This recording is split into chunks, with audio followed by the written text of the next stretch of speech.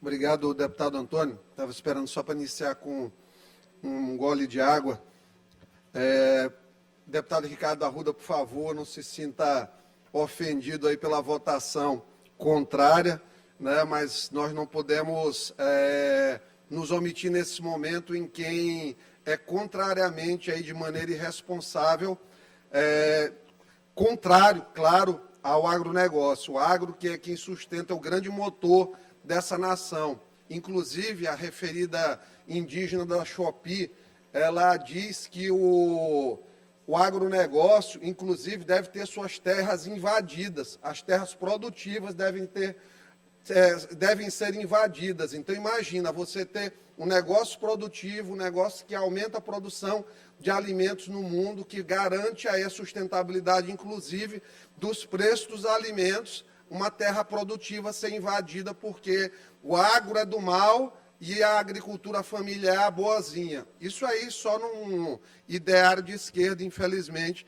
para se consolidar uma ideia. Ao final, deputado, a partes, ao final. Okay, obrigado.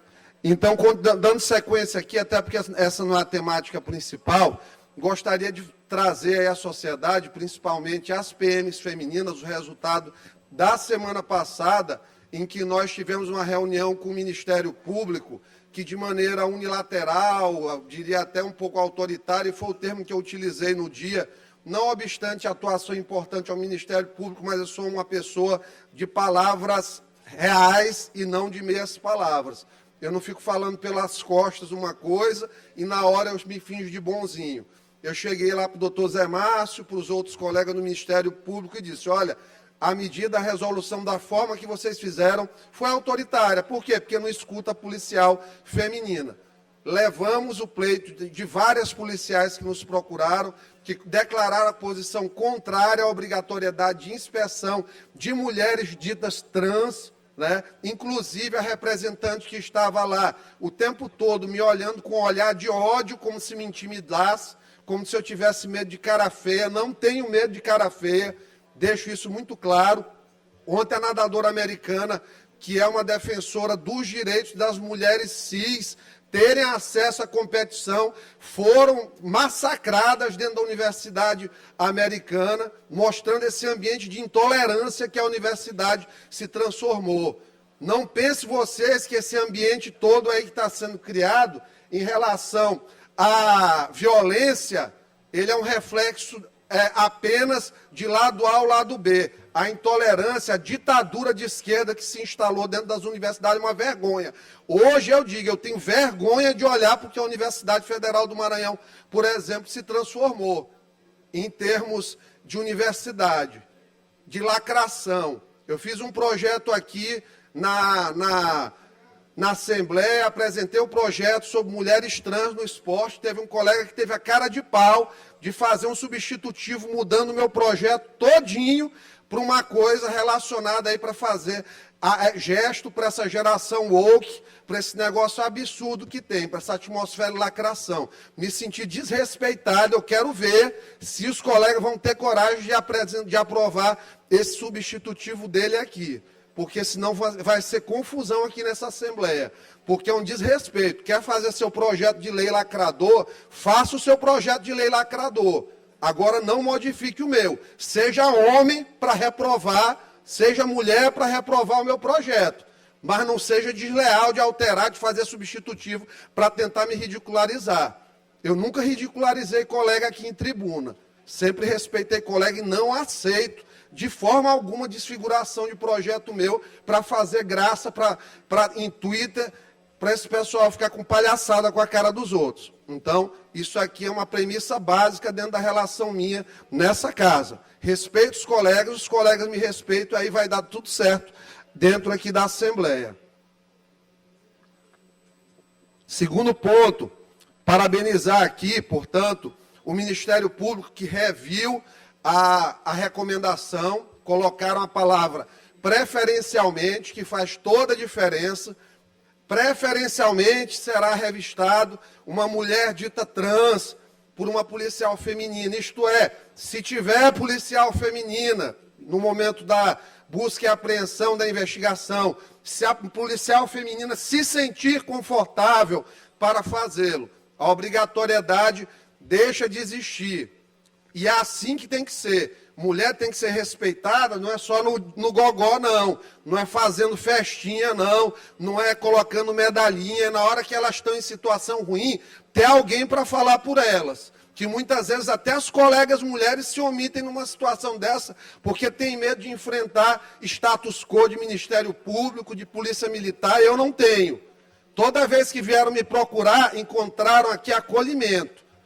Quando foram ano passado, 2 anos atrás, aí, massacrados por um negócio de um vídeo do TikTok, quem enfrentou corporação aqui fui eu. Não teve uma para se levantar depois aqui.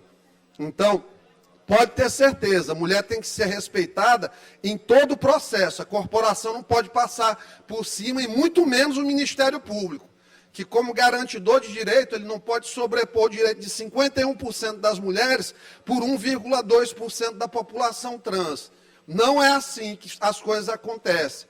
Minoria tem que ser respeitada, mas as pessoas da maioria também não podem ser violentadas nos seus princípios, deputada Mical. E isso aí, infelizmente, está acontecendo. As pessoas querem impor. Representante da comunidade trans precisava ver o olhar de ódio para mim, como se eu fosse um transfóbico. Tem nada contra a pessoa decidir o que ela faz da vida, como ela vive, o que ela é. Eu não tenho absolutamente nada a ver. Eu quero que todas as pessoas com suas escolhas sejam felizes e se acertem com Deus aí. Quem tiver de se acertar, sendo qualquer tipo de identidade de gênero ou orientação sexual, não tem nada a ver com a vida de ninguém. Agora, eu não aceito tratorar o direito das pessoas achando que vai passar por cima.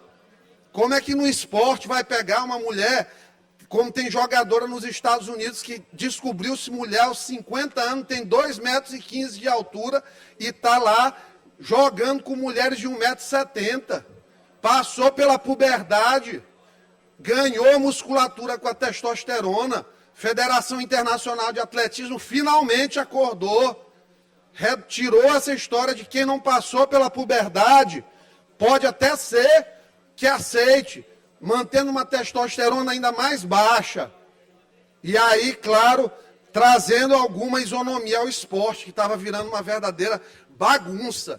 Imagina a bagunça, a mulher se esforçou a vida toda, lutou, abdicou, chega uma bonita lá que decidiu, agora sou mulher trans, e agora vou ter vantagem da testosterona, da musculatura, da actina miosina, da explosão da fibra muscular, das proteínas que tem a mais no homem, e tudo isso aí, vantagem, e o esforço do outro vai jogado na sarjeta, se coloca no lugar da mulher, e aí a pessoa vai se defender, é violentada dentro de uma universidade, que é um espaço plural. Isso é resultado de uma degeneração de pensamento que está acontecendo, infelizmente, na sociedade. Deixa eu ver como é que está meu tempo, tem tempo ainda, bastante. Então, falando agora um pouquinho em relação à mudança de governo, parabenizar o vice-governador Felipe Camarão, vai assumir o governo por uma semana aproximadamente. Desejo, Felipe, que você faça aí um bom governo, sempre alinhado ao governador do Estado, líder maior do Estado, porque esse é o líder maior do Estado, que dialoga com todos os grupos políticos, com todas as correntes, que sabe respeitar e que com certeza vai fazer sucessor aqui. Espero que você haja corretamente, tenho certeza que você vai fazer o seu melhor para ser o sucessor desse que é o maior político hoje que existe no Maranhão, que se chama Carlos Brandão. E subo aqui com a tranquilidade de dizer isso, que não preciso de absolutamente nada, mas vejo a diferença do Brandão para todos os outros antecessores aí nos últimos 40 anos do Estado. Doutor Jackson, que Deus o tenha, que foi um grande político, a ex-governadora Rosiana, que foi governadora por 16 anos, o ex lá, que prefiro não falar o nome, porque daqui a pouco o pessoal começa a levantar aí, apertar botãozinho para defender, que só governou para os dele, infelizmente, aí. E agora o Brandão dá uma aula do que é ser político no estado do Maranhão, uma verdadeira aula, acolheu. Quem estava com ele, quem não estava, os prefeitos que votaram nos outros, abre sorriso quando o Brandão chega no município. E isso é ser um grande político, acolher, acolher. eu tenho diferenças ideológicas aqui com colegas, eu tenho diferenças até pessoais com outro colega, mas quando entra ali numa sala de reunião, eu tiro a minha capa e nós somos colegas ali debatendo projetos. Eu acho que é assim que tem que ser. A função pública, o homem público, ele tem que agir assim. E Brandão age, por isso que eu bato no peito com orgulho de dizer que eu faço parte desse governo, que eu sou um representante hoje, junto com a Mical aqui, um dos poucos que dão voz às pautas de direita nessa casa, mas que nós ajudamos o governo Brandão, porque a forma que o Brandão faz as coisas merece. Eu espero que o Felipe entenda isso e torço para que, de fato, ele tenha uma ótima semana de governo, né?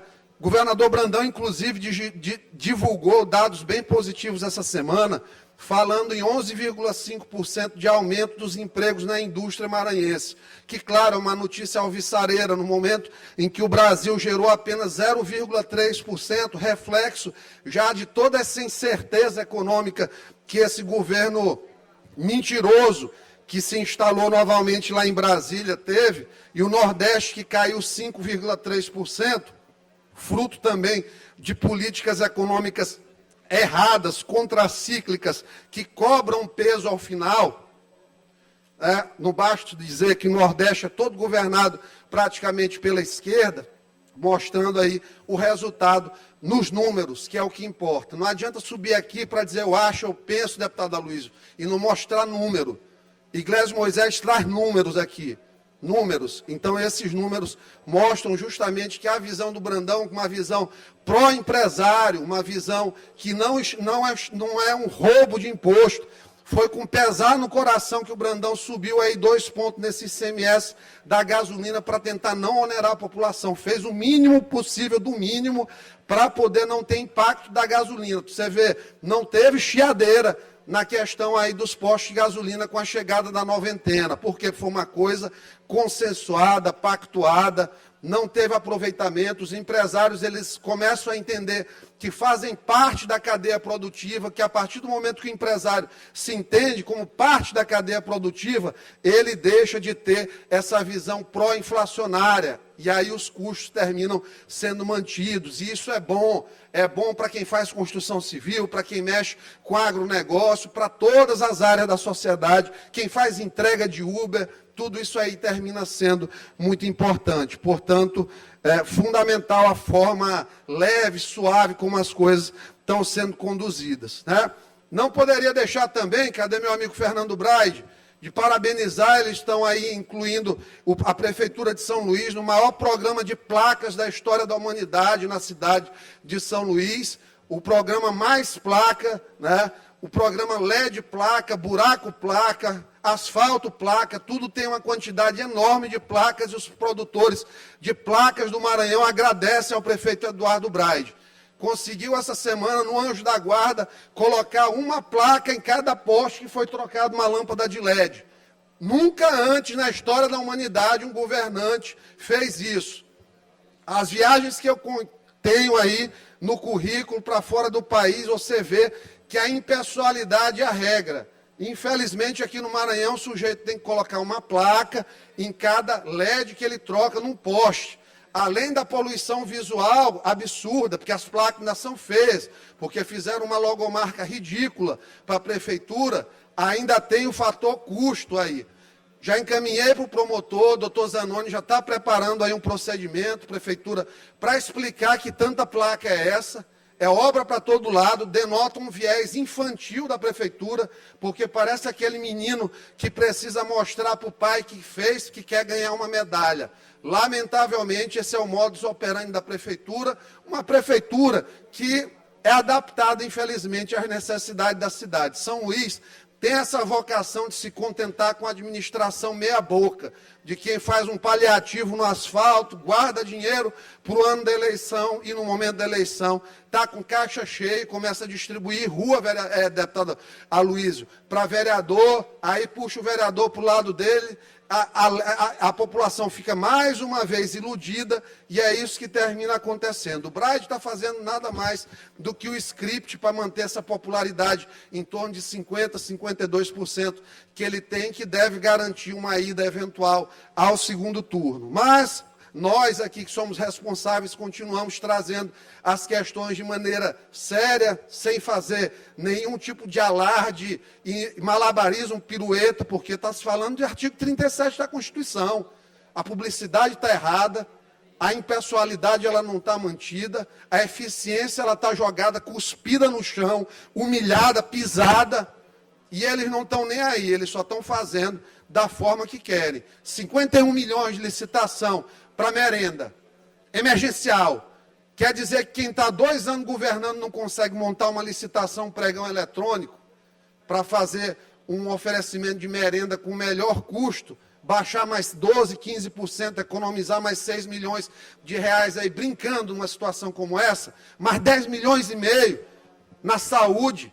Esse responsável desse secretário de saúde que não consegue nem resolver um planejamento de medicamento, está aí. Faz esses emergenciais, eu já sei como é o sistema deles. As empresas tapam os buracos das compras e depois eles fazem os emergenciais para pagar o pessoal.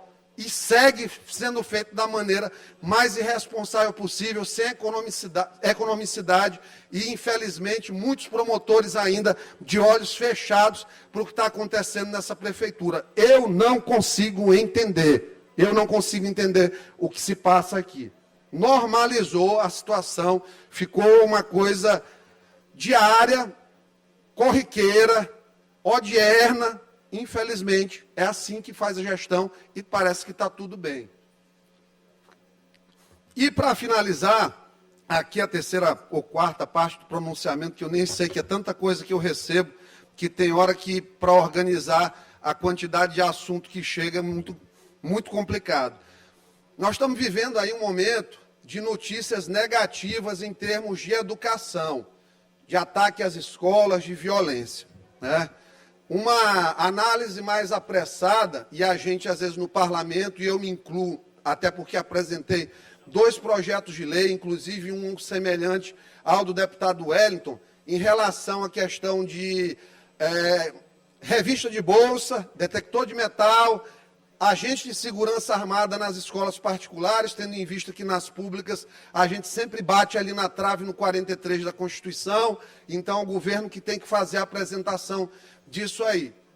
Às vezes a gente tem a visão apenas meramente punitivista, mas é preciso também subir para debater as causas do que está acontecendo. Pesquisa rápida mostra que nós temos 246 milhões de casos de violência nas escolas. Violências que são violências físicas, psicológicas, sexuais, bullying e cyberbullying. Mais afetados, como sempre, são as meninas em todo esse processo. E depois as crianças aí que ainda estão buscando a sua identidade de gênero, ainda se identificando sexualmente, identidade de gênero, que terminam sendo vítimas. Lamentavelmente, existe uma cultura nas escolas em que as vítimas, diariamente, elas vão se transformando também em agressores. E isso ocorre por 2 motivos. Primeiro, uma reação. E segundo, uma própria resposta de um cérebro que não é maduro o suficiente do ponto de vista de neurodesenvolvimento, que termina fazendo com que ela se torne violenta também para manter uma posição dentro da escola. Para manter uma posição dentro da escola. Então, quando a pessoa que é violentada termina virando uma agressora, a resposta no cérebro dela é de satisfação. Isso aí é estudado, não é uma coisa que Iglesias está tirando da cabeça dele, o coelho da cartola para dizer. Infelizmente, há um sistema de recompensa em quem desforra. E isso gera um impacto na comunidade escolar que é de escalada de violência. E aí, para chamar a atenção, porque o momento é de imaturidade cerebral, é de necessidade de estar em grupos, as crianças começam a fazer o quê? Os adolescentes, plantar notícias na internet, nas redes sociais, que viralizam como prints Esses prints terminam gerando pânico nas outras crianças, pânico ainda maior nos pais, pânico nos gestores escolares e pânico na sociedade. É um efeito imitação que explica parte do chamado efeito contágio. Efeito contágio, notícia sai em relação a isso aí, glamoriza o agressor, coloca a foto dele mostrando que ele massacrou, torna-o famoso, e a partir daí, outras crianças, outros jovens ou outras pessoas com transtornos mentais importantes terminam querendo se ter terminam buscando essa notoriedade. Infelizmente, isso acontece. Então, as razões que nós temos aí em relação à escalada dessa violência das escolas está muito relacionada a isso. A própria degeneração do ambiente escolar, que a gente sabe que o ambiente escolar hoje é um ambiente de doutrinação, não apenas doutrinação política, é doutrinação do que vai vestir, doutrinação de onde vai viajar, bullying para quem não consegue ter acesso às mesmas condições, ou não tem a mesma aparência física, ou não usa a mesma roupa, ou tem condições corporais, ou psicossociais, ou psíquicas específicas, que no ambiente de não aceitação começa essa ebulição. E quem potencializa? TikTok, Instagram.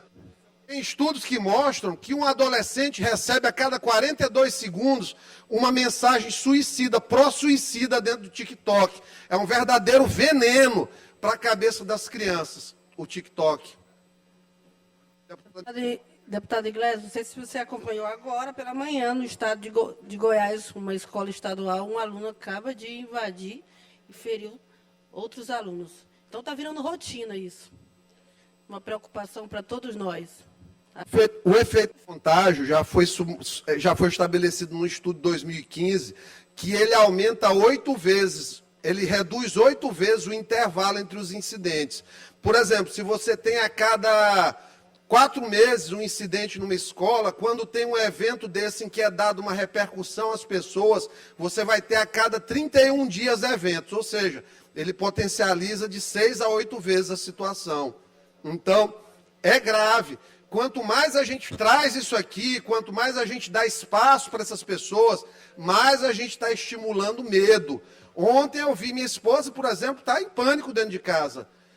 Ela está insatisfeita, nós estamos insatisfeitos com a resposta da escola às medidas. Nossos filhos estudam no Marista, que é uma boa escola, mas do ponto de vista da segurança, está deixando a desejar. Por quê? Porque ontem estava uma portaria sem nenhum vigilante. Como é que eu tenho uma escola do tamanho do Marista em que a portaria está sem um vigilante? Então, isso é inadmissível.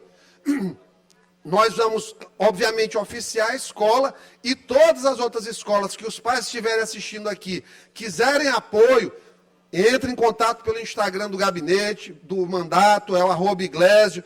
Tenho a participação nos grupos de pais, eu participo de 4 grupos da associação de pais também. Pode pedir assistência que em todas as escolas que precisarem a gente vai fazer essa intermediação. O literato tomou uma medida corretíssima, no meu modo de ver, que foi fazer revista seletiva dentro das bolsas dos alunos no curto prazo, porque tem que ter uma tomada imediata de decisão. Então, a escola fez de maneira correta e a gente apoia iniciativas como essa e espera que todas as outras vão também nesse sentido, do detector de metal, porque como é que uma escola como o Crescimento, que cobra R$ 2.200 de mensalidade de um aluno, não vai ter um detector de metal na porta? É até um absurdo, não é não? Uma escola dessa não ter um detector de metais. Então, um reino infantil, que é mais do que isso aí. Então, precisa garantir a segurança das crianças e adolescentes no ambiente escolar, sabendo que vai muito além. Nós temos que ter, inclusive, uma revisão de matriz curricular e de pensamento dentro da escola. O aluno hoje que não pensa, que não tem um pensamento, na sua imensa maioria, pró-LGBT, pró-esquerda, dentro da escola, ele é tratado ali como um outcast, ele é colocado de lado. Ele é visto como um elitista. dentro da situação. Então, a liberdade de pensamento na escola, ela está sendo tolhida. E eu não tenho, o cara quer ser de esquerda, ele pode ser de esquerda. Pode ser de esquerda, não me interfere em nada na minha vida. Agora, não impeça a pessoa a ter um pensamento diferente do seu. Não menospreze a pessoa. Não faça a pessoa se sentir pior, porque você está colaborando para a doença mental, você está colaborando para a piora do estado das coisas, você está colaborando para a violência dentro da escola. E isso aí são coisas que a gente não pode tolerar. Quem vai para a escola, quem vai para a universidade, vai para aprender. Apesar disso tudo que a gente está vendo agora, em termos de ensino, vai ser tudo revisitado. Esses próximos 10 anos, agora com esse negócio de inteligência artificial, vai ser tudo revisitado. A expectativa é que acabem pelo menos 300 milhões de empregos no mundo. Então a coisa é muito mais grave do que se imagina. Hoje em dia o cara quer fazer um trabalho acadêmico, ele faz 2, 3 perguntas para o aplicativo, ele sai com o trabalho pronto, código-fonte pronto do PowerPoint, ele monta a aula e vai lá fazer a aula dele. Ele não demora 5 minutos, a máquina faz aí 95% do trabalho para ele. Então, vai tudo mudar em termos de escola. Muitas profissões vão deixar de existir. Então, se nós não nos prepararmos para tudo isso aí, o ambiente de violência vai só aumentar, porque só profissão A, só profissão B, a tua profissão não precisa, a pessoa vai se sentir inferiorizada e mais casos aí de violência e agressão dentro da escola vão acontecer, lamentavelmente. Então, eu estou extremamente preocupado com o que está vindo por aí. Inteligência artificial com certeza vai simplificar muito, aumentar a produtividade da humanidade, mas a gente tem que saber a que custo que as coisas virão. Deputada Mical. Deputado Iglesias, nós não poderemos deixar de falar sobre a visita do ex-presidiário Lula. Você viu aí, de tanto criticar os bolsonaristas, dizia que vivia numa cerca, chamavam eles de gado, mas eu sou da região da Baixada, a imagem que eu dei assim, para perceber, é como se aquele povo estivesse dentro de uma solta, e o arame farpado, sabe? Rapaz, olha só, língua não é osso, mas quebra caroço. Rapaz, olha só que tristeza. Houve contato com o povo. Dizia assim, eu quero ver mesmo ele assim nas ruas, mas não se vê isso, né? É uma vergonha essa visita. Vamos ver se realmente vai trazer algum benefício, porque até agora foi só falácia, eu não vejo nada, eu não vi nada para dizer assim que vai trazer alguma coisa palpável para o povo do Maranhão que tanto precisa. Deputada, o governo Lula é uma evolução visível do governo Bolsonaro. O cercadinho agora, ele já está um cercadinho farpado, né? Que era um cercadinho aberto ali, que tinha apenas aquelas estruturas metálicas baixas para separar. Agora ele está com arame farpado aqui no Maranhão. As pessoas foram literalmente transformadas em gado. É um governo que cumpre promessa. Cumpre mesmo. Ele acabou com as privatizações que estavam em curso, né? Correios, empresas EBC. Ele conseguiu, de fato, acabar com a política de preço da Petrobras, não se sabe o que vai ser a política de preço da Petrobras.